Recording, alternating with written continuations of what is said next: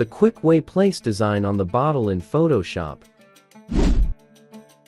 Open the Photoshop and open New Image. Go to the Layer panel and Background Layer Copy, then go to the Image menu and click on the Adjustment to Desaturation.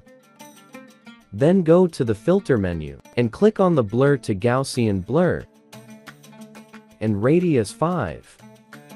Then go to the File menu and click on Save As.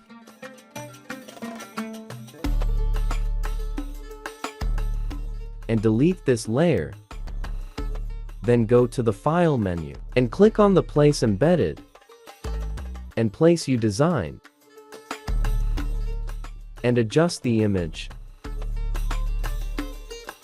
Right-click, select the warp and click on the warp of the top and adjust the image. Then go to the Filter menu and click on the Distort to Displace, Horizontal Scale and Vertical Scale 10.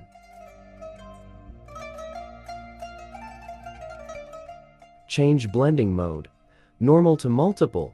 Click on the X icon and select Blending option. Press Alt key, increase the light scale.